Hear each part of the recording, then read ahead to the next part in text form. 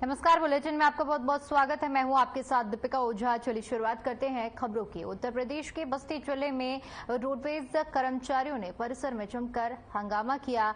आरोप है कि कर्मचारियों के साथ जो कि रोडवेज में कर्मचारी था, उसने बस्ती के ARM की प्रताड़ना के बाद उसने कल ट्रेन के आगे आकर मौत को गले लगा लिया। जैसे ही यह खबर रोडवेज के कर्मचारियों को मिली तो सभी अपने साथी कर्मचारी के घर पहुंचे और पूरी जानकारी ली। तो परिजनों ने बताया कि इन दिनों मृतक काफी ज्यादा मानसिक रूप से परेशान नजर आ रहा था, जिसके बाद उन्होंने सुसाइड कर लिया। घटना के बाद आज उस कर्मचारी का शव बस्ती के पोस्टमार्टम हाउस पहुंचाया गया है, जहां पर पोस्टमार्टम होने के बाद रोडवेज परिसर में परिजन और कर्मचारी शव लेकर पहुंचे और जमकर हंगामा किया गया।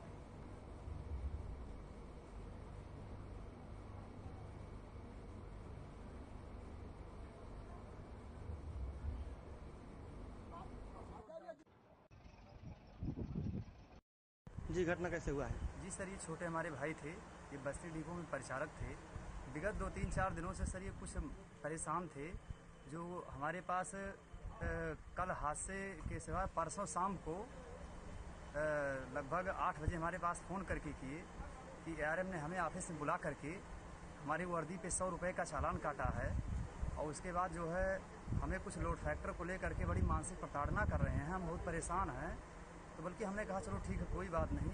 लेकिन ये लड़का इतना कुछ डिस्टर्बेशन था, उस अधिकारी के दबाव में सहायक क्षेत्रीय प्रबंधक महोदय बस्ती की जो हैं RN भटनागर ऐसे करके नाम लड़का राजा बाबू पांडे है जी। वो आज विगत 5 वर्षों से रोडवेज में काम कर रहा है बस्ती डिपो में जी। कभी उसको कोई तकलीफ नहीं थी, बराबर ड्यूटी करता था जी। लेकिन परसों शाम की खबर जो हमको बताया, मैं आपसे वो कहना चाहता हूँ जी। बताइए। उसने कहा ड्यूटी छोड़ करके गया घर, और शाम को मुझसे कहा कि मैं बाबू अब ड्यूटी नहीं करूँगा। हम कहें कि आज मैंने ड्यूटी छोड़ दिया है। जो RM साहब हैं वो हम वर्दी पहन के नहीं गए डिपो में हम, और 100 रुपये का मेरा चालान काट दिया। उसके बाद उन्होंने कहा कि लोड फैक्टर कम लेकर आते हो, मैं तुम्हारा ट्रांसफ़र करूँगा। कमरे में बुला करके उसको उन्होंने क्या कहा, क्या प्रताड़ित किया, अब ये तो वो भी होता तो आप भी बता। कर्मचारी परिचालक थे श्री राजा बाबू पांडे। उनका मतलब ट्रेन से कोई मतलब सुसाइड का हुआ है। हमारे यहाँ मॉनिटरिंग जो चल रही है वो इसलिए कि मुख्यालय द्वारा बहुत ही हैवी टारगेट दिया गया है, जिसको हम केवल 50% ही अचीव कर पा रहे हैं। जालौन जिले के क्योलारी गांव से एक अजीबोगरीब मामला सामने आया है, जहां पर एक कुत्ते ने मासूम बच्चे को काट लिया। उस बच्चे को कुत्ते के काटने के बाद बच्चे में कुत्ते के लक्षण आ गए, जिसके बाद बच्ची ने एक एक करके खेलते खेलते गांव में करीब आधा सैकड़ा लोगों को काट लिया। बच्चे की हालत बिगड़ी, जिसके बाद इलाज के लिए बच्चों को अस्पताल पहुंचाया गया। इलाज के दौरान उसकी मौत हो गई। मामले के बाद पूरे गाँव में सन्नाटा पसरा हुआ है।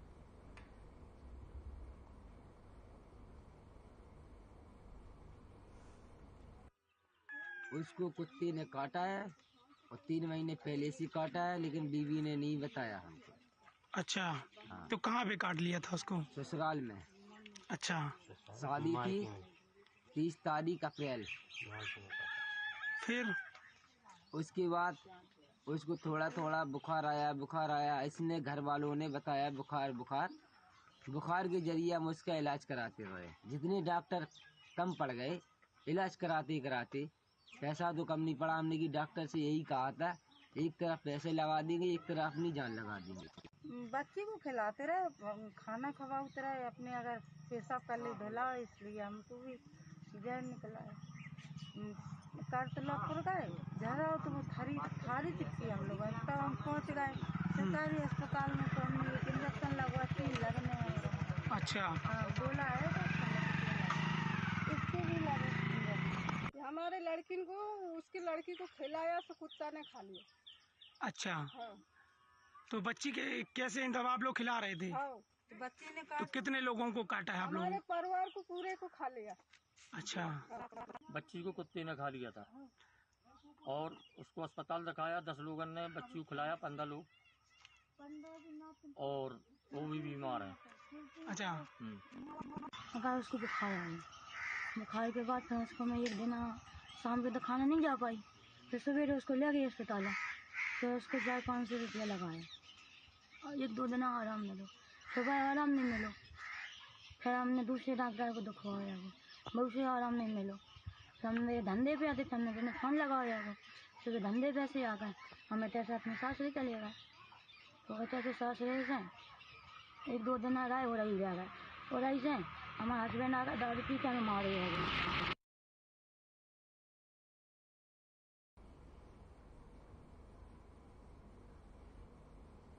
खबर झांसी से है, जहां पर मऊरानीपुर खंड विकास कार्यालय में एक ग्राम प्रधान से सरकारी पद पर तैनात एपीओ का प्रधान के साथ लेन देन का ऑडियो वायरल हुआ है। वहीं एक ग्राम प्रधान ने एपीओ पर परेशान करने का आरोप लगाया है।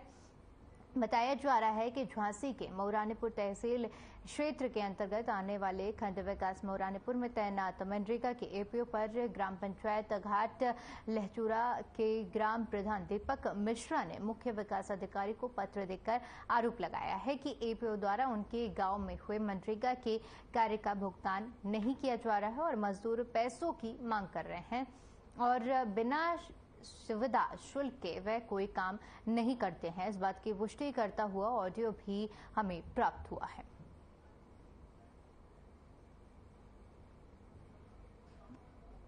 ये क्या हुआ कि हमारे यहाँ एक अमृत सरोवर तालाब का निर्माण चल रहा है, जो शासन का बहुत अच्छा कार्य है, प्राथमिकता प्रायोरिटी पर है। उसमें डिमांड लगी, डिमांड लगने के बाद उसमें हमारे एमएमएस हुए, एमबी हुई। उसके बाद एपीओ महोदय ने 2,02,400 रुपये की जो धनराशि थी उसको निर्गत करने के लिए हमसे 10,000 रुपये की मांग की गई।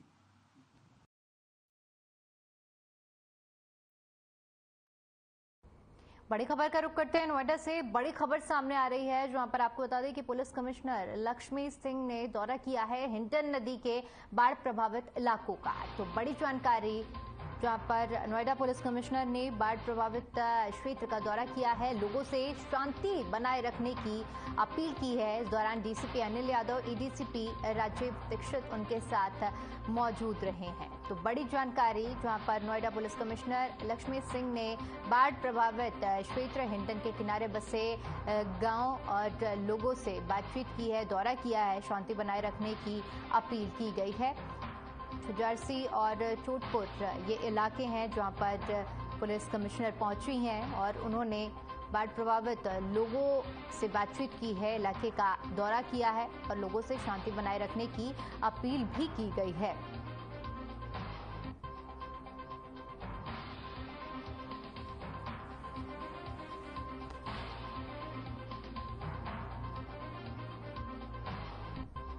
तो तस्वीरें हम दिखा रहे हैं आपको, ये नोएडा की तस्वीरें हैं जहां पर नोएडा पुलिस कमिश्नर लक्ष्मी सिंह बाढ़ प्रभावित इलाकों का दौरा करने पहुंची थी। इस दौरान उन्होंने बाढ़ प्रभावित लोगों से भी बातचीत की है और साथ ही साथ पीड़ितों को ढांढस भी बंधाया है। साथ ही उन्होंने लोगों से शांति बनाए रखने की अपील भी की है। बच्चों के भविष्य से खिलवाड़ कर रहे गैर मान्यता प्राप्त विद्यालय शिक्षण का नया सत्र शुरू हो गया है। आपको बता दें कि सिद्धार्थनगर जिले में जगह जगह बिना मान्यता के स्कूल फर्जी खुल गए हैं, जो कि धड़ल्ले से मनमाना फीस वसूल कर रहे हैं, बच्चों को अपनी फर्जी स्कूल में प्रवेश दे रहे हैं। ताजा मामला जनपद सिद्धार्थनगर जिले के विकासखंड बनवापुर के बढरा विशुनपुर गांव का है, जहां पर एक स्कूल ज्ञानोदय पब्लिक स्कूल के नाम से 2 साल के संचालित हैं और 2 साल से ये स्कूल का संचालन किया जा रहा है। मगर सोचने वाली बात यह है कि सड़क किनारे बच्चे शिक्षा लेते हैं, मगर आज तक किसी जिम्मेदार अधिकारी की नजर नहीं पड़ी या फिर जिले का शिक्षा विभाग मोटी रकम लेकर बच्चों के भविष्य को खराब करने की छूट दे रहा है।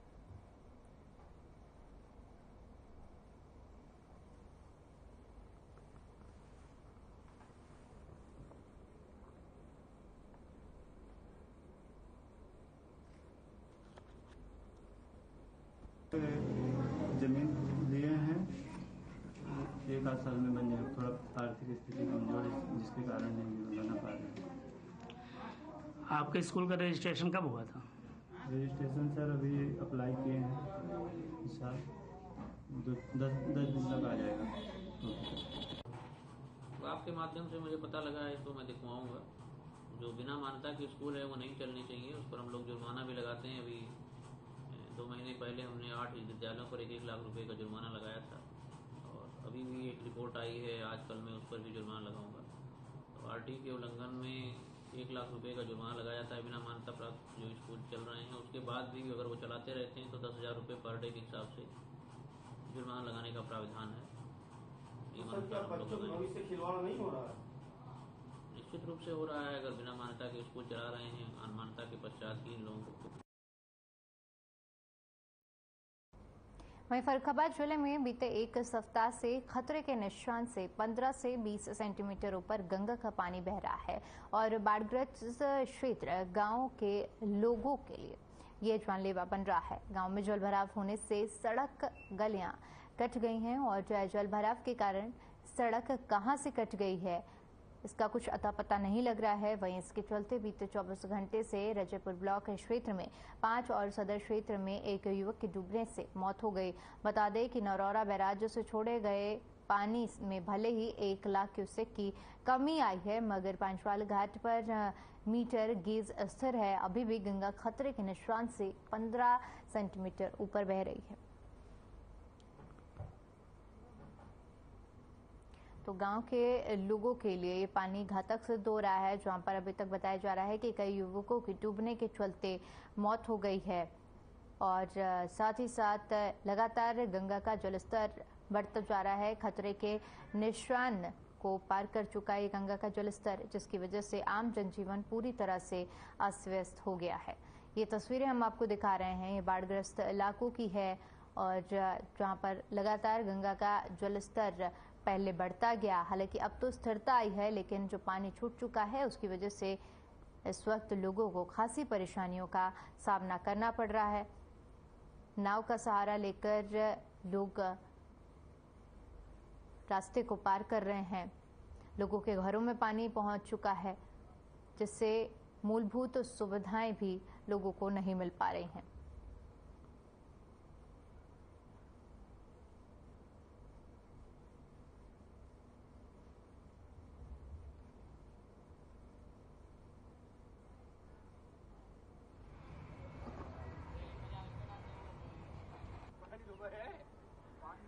बाढ़ के पानी से बहुत सारी समस्याएं, हम लोग आज निकल नहीं पा रहे हैं। इधर उधर काफ़ी पानी भरा हुआ है। हमारे यहाँ के बच्चे जो हैं वो स्कूल नहीं जा पा रहे हैं। खाने पीने की सामग्री लेने देने में बहुत सारी तकलीफ़ें हो रही हैं। कुछ पानी का बहाव इतनी तेज़ है कि कुछ बच्चे नाव के सहारे भी जाना मुश्किल पड़ जाता है कभी कभी। तो बहुत सारी समस्याएं क्यों जिज्जी अगर करवट लें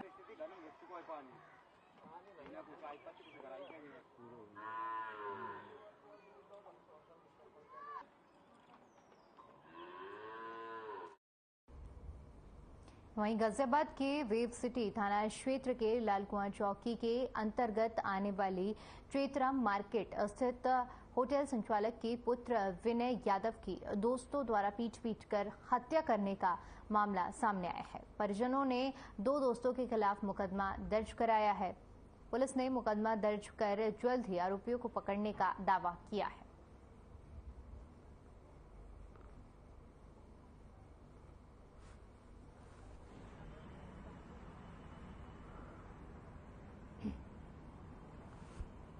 चौकी लालकुआं थाना वेव सिटी के अंतर्गत, जिसमें एक युवक विनय जो अपने 2 अन्य साथियों के साथ रात को जा रहा था, जिसमें उसकी 2 अज्ञात व्यक्तियों से किसी बात को लेकर कहासुनी हो गई, फिर हाथापाई हुई और इसी दौरान जो विनय है वो बेहोश हो गया और जब उसके साथियों द्वारा उसको हॉस्पिटल ले जाया गया तो वहाँ पर उसको मृत घोषित कर दिया गया।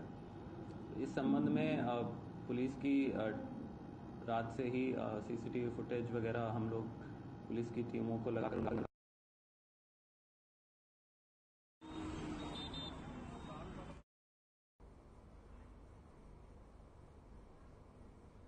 सरोजनी नगर हाटी चूल्हे के सामने रोड के किनारे खड़ी गाड़ी में आग लग गई।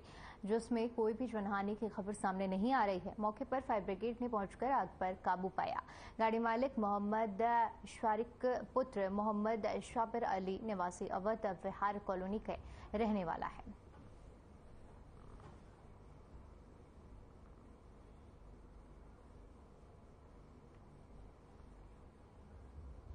वहीं फर्रुखाबाद में गंगा की बाढ़ ने कहर बरसाना शुरू कर दिया है। अलग अलग घटनाओं में बाढ़ में पानी में डूबकर एक बच्ची समेत 4 लोगों की मौत हो गई। पहली घटना खेत जा रहे युवक की है, जहां पर सड़क के किनारे गड्ढे में भरे सैलाब के पानी में डूबने से उसकी मौत हो गई। थाना क्षेत्र के गांव कुमरौर निवासी रमेश वाल्मीकि के घर के चारों तरफ बाढ़ का पानी भरा हुआ है और उसकी 2 साल की बेटी खेलते खेलते मासूम बच्ची बाढ़ के पानी में गिर गई और जिससे उसकी मौत हो गई। थाना क्षेत्र ग्राम आलपुर निवासी 20 साल का युवक जनसेवा केंद्र पर पैसे निकालने पहुंचा था। ज्यादा पानी होने के चलते 2 लोगों की मौत हो गई। लोग सावधानी बरतें, बाढ़ वाले पानी के क्षेत्रों में न जाएं।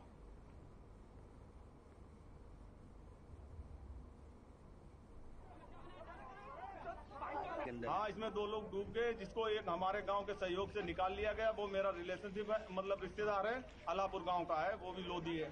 नहीं, जो निकाला गया पानी भारत के मृत पाया। हाँ, वो मृत मतलब हो गई। पानी के अंदर कहीं है? ये एक पानी के अंदर है, वो नहीं मिल रहा है। और जो एक पुलिस ने बैठा लिया, एक संग था। ये इसके साथ का बारिश ये है, क्या नाम उसका, गाँव का नाम है मोकुल। क्या नाम है इनका? पंकज। कितनी उम्र है? 19 साल। शादी हो गई इनकी? शादी हो गई। क्या बच्चे हैं? एक हो गई। देखो नहीं है। शादी कब हुई थी? शादी आज हो गए 25 साल लग गए। 25 साल लग गए। जो एहन क्या लेने आए थे चित्रकूट जी? ये बारिश बैठा लाए थे मोटरसाइकिल पे। अमृतपुर इनकी मोटरसाइकिल खड़ी करा दी और बारिश अपनी मोटरसाइकिल पे बैठा लाए थे। बारिश बैठा लाए थे।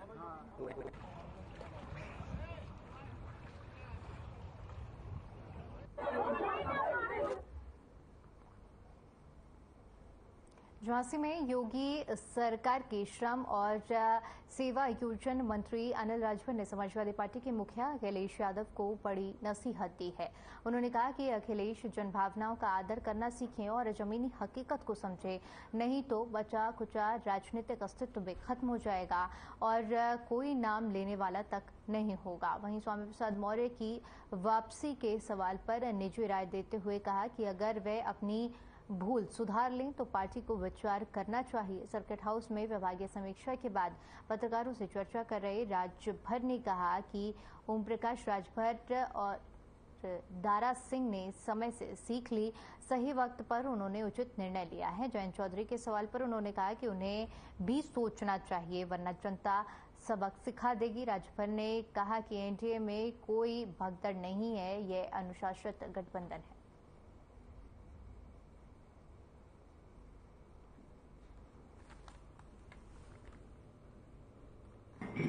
देखिए, आज जो झांसी मंडल में आने के पीछे जो हमारा था वो अटल आवासीय विद्यालय, जो मुख्यमंत्री जी की बहुत ही महत्वाकांक्षी योजना है, जो निश्चित तौर पर कामगारों के जो बच्चे हैं उनके जीवन को बनाने की ये योजना है। मैं समझता हूं कि पूरे देश के अंदर कहीं भी, चाहे आप नवोदय विद्यालयों को देख लें, चाहे सैनिक विद्यालयों को देख लें,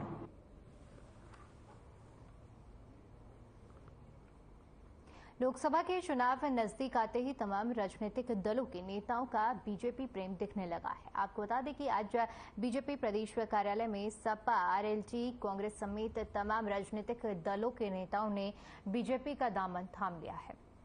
प्रदेश अध्यक्ष भूपेन्द्र चौधरी, उप मुख्यमंत्री केशव प्रसाद मौर्य और ब्रजेश पाठक ने इन नेताओं को पार्टी में शामिल कराया।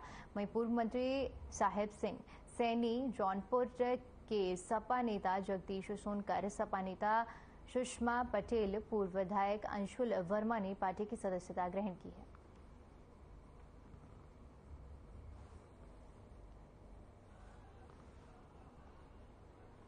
देखिए, भारतीय जनता पार्टी एक बहुत बड़ा विशाल परिवार है। माननीय मोदी जी के नेतृत्व में भारतीय जनता पार्टी दुनिया की सबसे बड़ी पार्टी बनी है और मोदी जी दुनिया के सर्वाधिक लोकप्रिय नेता हैं। आज पार्टी में बड़े पदों पर जो कार्य कर चुके हैं, माननीय सांसद रहे हैं, माननीय मंत्री रहे हैं, माननीय जिला पंचायत अध्यक्ष रहे हैं, माननीय विधायक रहे हैं और इवन देन समाजवादी पार्टी के पूर्व जिलाध्यक्ष ने भी पार्टी ज्वाइन किया है। मैं प्रदेश की भारतीय जनता पार्टी की तरफ से सभी का स्वागत करता हूं, अभिनंदन करता हूं। बहुत प्रसन्नता का विषय कि आपने देखा है पश्चिम उत्तर प्रदेश से भी 2 वरिष्ठ नेता, बल्कि 3 वरिष्ठ नेता, राजपाल सैनी, साहब सिंह सैनी, शिवांग सैनी और हमारे सतपाल यादव हापुड़ से, ऐसा मिलाकर के बहुत सारे लोगों ने प्रदेश भर के कई विधायक, पूर्व सांसद, पूर्व मंत्री, ऐसे सब लोगों ने भारतीय जनता पार्टी ज्वाइन की है।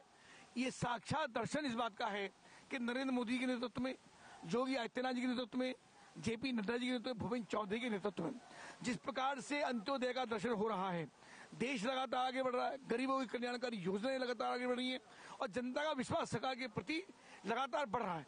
कमल लगातार बड़ा होता जा रहा है। तो हमको बहुत प्रसन्नता है, सबको बधाई है, आप सबको भी बधाई है कि आपका भी सार्थक प्रयास इसी के अंदर है और लोगों का एकमात्र विश्वास भारतीय जनता पार्टी के प्रति। वहीं रामपुर कोतवाली सिविल लाइंस क्षेत्र के बिलासपुर बाईपास पर आज सुबह स्कूटी सवार 3 दोस्तों की मौत हो गई। मौत का कारण तेज स्पीड होने की वजह से स्कूटी डिवाइडर से टकरा गई और तीनों दोस्तों के सर डिवाइडर से टकराए, जिस कारण तीनों दोस्तों की मौत हो गई। तीनों के नाम अयान, आहत और उमेर बताया जा रहा है। बहरहाल इस दर्दनाक घटना से तीनों छात्रों के परिवार में गम का माहौल है। वहीं इस घटना के बारे में अपर पुलिस अधीक्षक डॉक्टर संसार सिंह ने बताया कि वह बेहद दुखद घटना ये हुई है। इनके परिवार के साथ मेरी शोक संवेदनाएं हैं और इसके साथ ही मेरी परिजनों से अपील भी करूंगा कि बच्चों के हाथ में इतनी हाई स्पीड स्कूटी या बाइक ना दें, उन्हें समझा कर रखें।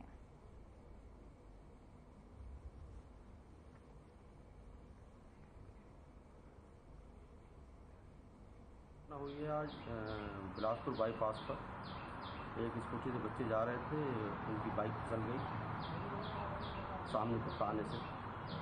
स्कूटी की स्पीड बहुत ज़्यादा थी, इसलिए नियंत्रित नहीं हो पाई और बच्चों की मौत हो गई। इनके शोक संतप्त परिवार को मेरी पूरी संवेदनाएँ हैं और मैं इसी के साथ ये अपील भी करूँगा परिजनों से कि बच्चों के हाथ में इतनी हाई स्पीड व्हीकल ना दें, उन्हें समझा कर रखें और उन्हें नियंत्रित रखें। पुलिस डिपार्टमेंट भी पूरा प्रयास कर रहा है इन बच्चों को जो ओवर स्पीडिंग करते हैं तो उन्हें समझाएं और उनके खिलाफ अगर नहीं मानते हैं तो कार्रवाई भी हम लोग बीच बीच में करते रहते हैं। ये ऐसे दर्दनाक हादसे हैं, हर दिन गवर्नमेंट से लेके सब अवेयर करते हैं कि स्कूटी का, बाइक का ध्यान रखें। एक स्कूटी पे 3 बच्चे स्कूल के लिए निकले और एक ही मोहल्ले के और 17 से 18 साल की एज, जो कि आरएन मोटर्स के सामने से वहां निकल रहे थे। स्कूटी फिसली, डिवाइडर से टकराए और मौके पर ही उनकी एक की तो वही इंतकाल हो गया था, 2 को यहाँ अस्पताल में वो कर दिया गया।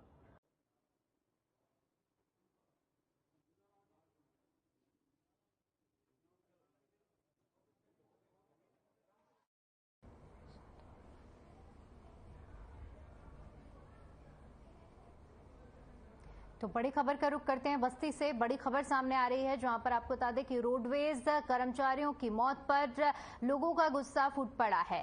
पोस्टमार्टम के बाद शव को कब्जे में लेकर भेज दिया है। तो बड़ी जानकारी साझा कर रहे हैं आपके साथ, जहां पर जांच का हवाला देकर पुलिस ने अभी तक एफआईआर नहीं लिखी है।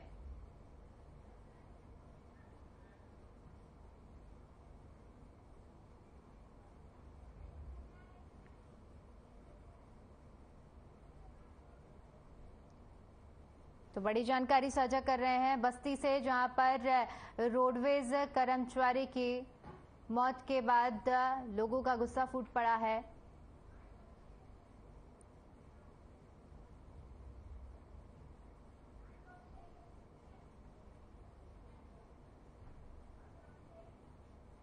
चलिए अगली खबर का रुख करते हैं, जहां पर आपको बता दें कि आई फ्लू यानी कि कंजंक्टिवाइटिस के लगातार मामले बढ़ते जा रहे हैं और साथ ही साथ बताते चले कि उत्तर प्रदेश के हमीरपुर जनपद में बरसात और उमस से भीषण गर्मी के चलते आंखों के इन्फेक्शन का प्रकोप तेजी से बढ़ता जा रहा है, जिसे डॉक्टरों ने बताया कि ये एक कंजंक्टिवाइटिस बीमारी है। वहीं छात्र छात्राएं और छोटे बच्चों की आंखों में बीमारी कंजक्टिवाइटिस का तेजी से शिकार होते जा रहे हैं। कंजक्टिवाइटिस बीमारी ने जनपद में पैर पसारना शुरू कर दिया है। मुख्यालय के कई स्कूलों के साथ साथ विद्यालयों के बच्चे इस बीमारी का शिकार होते जा रहे हैं। अस्पताल में नेत्र रोग विशेषज्ञों का कहना है कि ये बीमारी एक दूसरे के छूने और तेजी से बढ़ती है। इससे बचने के लिए काला चश्मा लगाएं और बीमारी से ग्रसित लोगों से बचें। वहीं डॉक्टरों का कहना है कि इन दिनों 200 से 250 मरीज प्रतिदिन आ रहे हैं।